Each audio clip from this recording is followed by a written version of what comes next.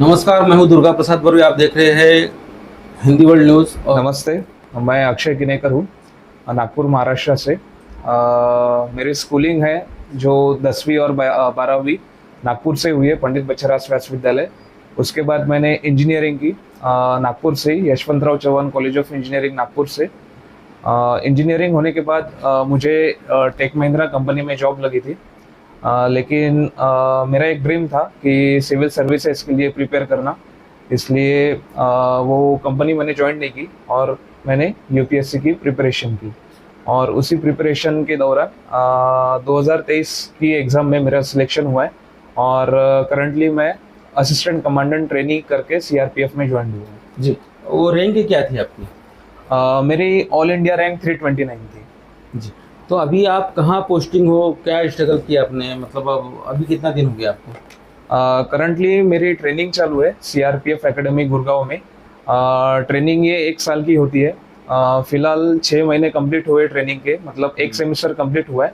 और करंटली मैं mid term break पे हूँ, जो 2 वीक का मिड टर्म ब्रेक है। उसके बाद और 6 महीने की मेरी ट्रेनिंग रहेगी। मतलब 6 महीने और बाकी है आपके। जी। चलो, मैं भी एकदम उसमें आता हूँ। मतलब आपके जो नीचे का बैकग्राउंड था, तो आपकी पढ़ाई स्टार्टिंग से कहाँ पर हुई, घर का स्ट्रगल क्या था, मम्मी पापा क्या करते थे आपके, ये मुझे बताइए। जैसे मैंने बताया कि मेरी स्कूलिंग ये नागपुर से ही हुई है। 10th और 12th मैंने नागपुर से किया है, पंडित बच्छाराज व्यास विद्यालय से। और अगर मेरे घर के बैकग्राउंड के बारे में आप पूछना चाहेंगे तो मेरे पापा क्लर्क थे एजुकेशन डिपार्टमेंट में, वो रिटायर्ड हो गए। मेरी मम्मी टीचर है जिला परिषद स्कूल में, करंटली शी इज़ वर्किंग।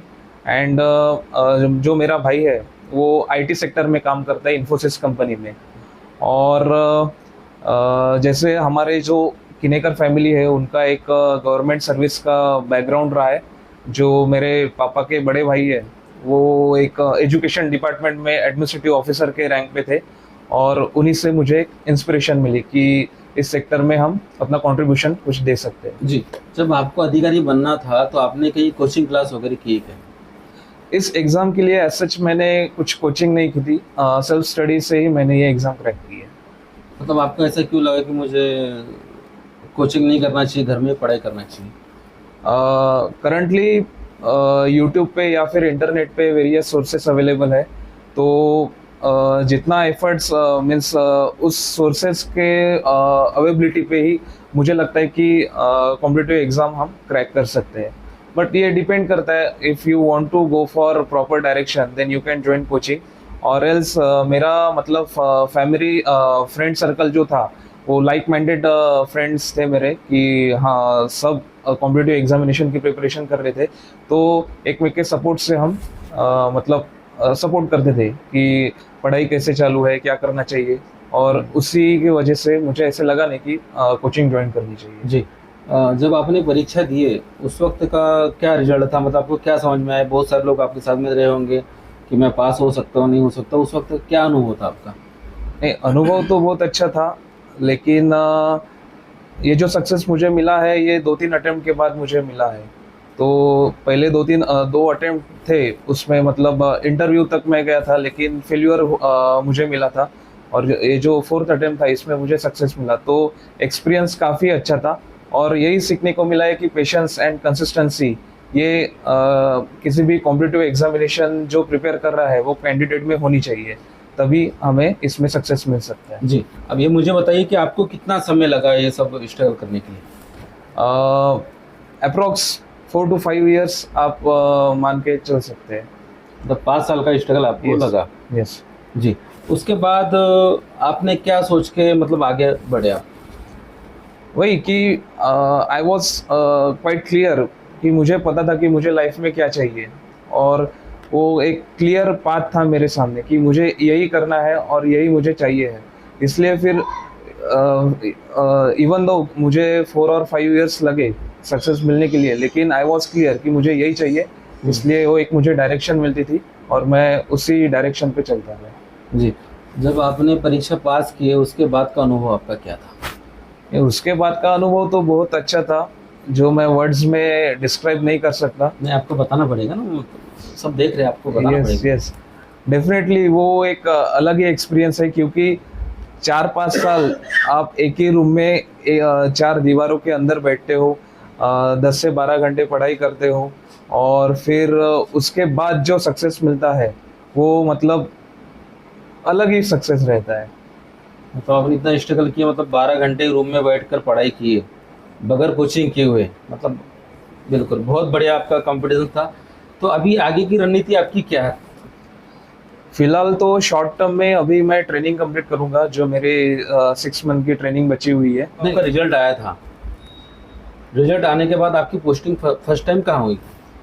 नहीं, पोस्टिंग तो मतलब ट्रेनिंग के हिसाब से। यस, ट्रेनिंग अभी हरियाणा में हुई, चालू है मेरी, गुरुग्राम में। कितने महीने की ट्रेनिंग रहती है? वो 1 साल की ट्रेनिंग रहती है। अभी आपको कितने महीने हो चुके हैं? अभी मुझे 6 महीने हो गए। एक्सपीरियंस तो टोटली अलग एक्सपीरियंस है, क्योंकि एकेडमी ज्वाइन करने के पहले जो मेरी लाइफ थी वो टोटली अलग थी, और एकेडमी ज्वाइन करने के बाद जो लाइफ है वो टोटली अलग हो गई है। उसके बाद मुझे लगता है मैं एक मोर डिसिप्लिन पर्सन बन गया हूँ एकेडमी में, क्योंकि जो लेवल ऑफ डिसिप्लिन रहता है वो हाईएस्ट लेवल ऑफ डिसिप्लिन रहता है।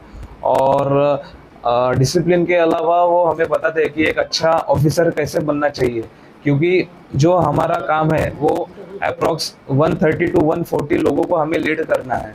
तो एक वो एकेडमी हमें leadership quality, then strategy, then field craft, ऐसे जो क्वालिटीज़ है वो हमें इनकलकेट करने की ट्राई करते हैं।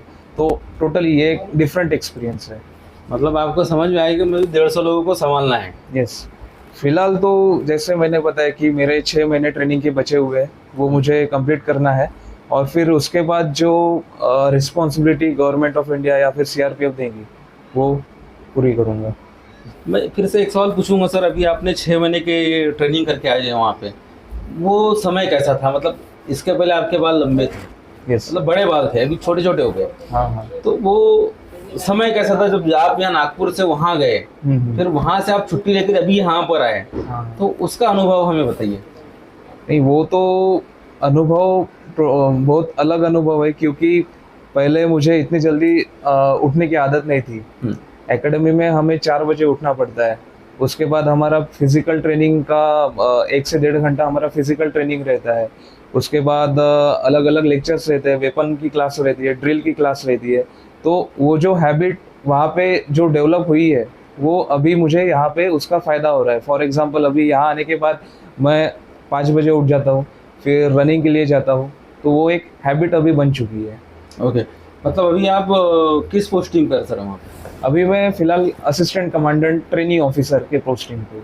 ओके, तो यह पोस्टिंग मतलब कंटिन्यू रहेगी कि अब इसमें पदोन्नति होती रहेगी? नहीं, दर 3-4 साल बाद आइडियली प्रमोशंस होते रहते हैं।